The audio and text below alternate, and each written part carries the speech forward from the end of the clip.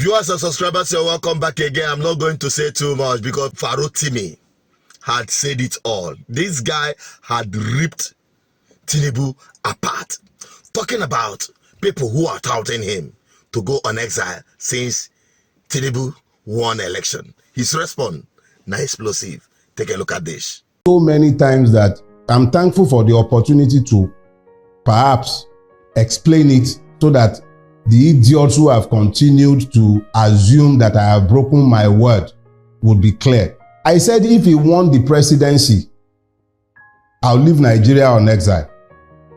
So let me clear that up. For him to have won, the people would have had to have voted for him. We didn't vote for him. He stole the presidency. Yakubu and INEC sold him the presidency. The presidency is not an expression of the people's will. It is an expression of the debauchery of INEC and the height of our judicial corruption. He did not win the presidency. If I had left, I would have been sanitizing and deodorizing a skunk. If nothing else, I rise and fall by my word. And when I said that I would live on exile if this man won, it was so that people will know that I do not believe Nigerians to be depraved enough to be possessed of the idiocy to vote somebody like him into power. And they did not. Anybody who prefers to delude themselves can continue to delude themselves, but Tinubu knows, INEC knows, the judiciary knows, and so do a lot of Nigerians, that Tinubu did not win the presidency. He stole it. So I'm not leaving because he did not win. It's that simple. That I'm still here is in rebuke of him.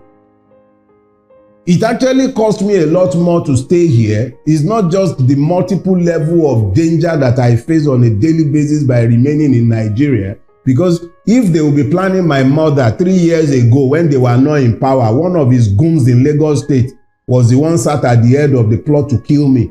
They are the ones in power now. Ordinarily, I should run now. But I'm here. I am here because he did not win. He knows it. And every man and his dog in Lagos State knows it. He was beaten resoundingly in Lagos on the 25th of February. He couldn't even make 15% in Lagos. Segun Agbaje, the INEC commissioner in Lagos State, cannot produce the form EC8A for Lagos State up till today. I was the person who was charged by the Obi legal team to collect the election material from INEC. He could not, up until today, INEC in Lagos State cannot give us the form EC8A, which is the polling unit level result. Because they know he lost. He lost woefully. He was thoroughly rejected across the length and breadth of the state that he has held hostage. For 24 years as at that time, he lost. So how much more the other parts of Nigeria? Let them continue fooling themselves. He has snatched it, grabbed it, but he can't run with it. And that's why we are all in the mess that we are in today. So yeah, if he had won, if Nigerians had been foolish enough to have voted for him, I would have left. It wouldn't be because of him. It would be out of protest that I could be stuck with such evil people who would have found the grace to vote for somebody like him. But as I have said, they did not vote for him. They rejected him. He has forced himself on us. And we can't do much about that. But I'm not going to legitimize his stealing by leaving. He didn't win. Tie. But this is true. No, this is true. Will you say that Tinubu won election? But although he has been declared by INEC and consolidated by the corrupt infested institution of the court, we all know what happened. And then too, they know. But one thing is certain, that Nigerians who are looking at what happened in Senegal, if it must happen in Nigeria, then there must be a change of attitude.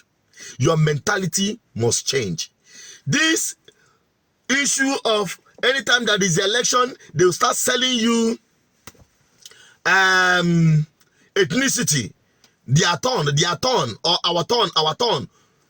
They will start selling you religious bigotry. You buy it, you took it, hook, line, and sinker, and you expect something to change for good.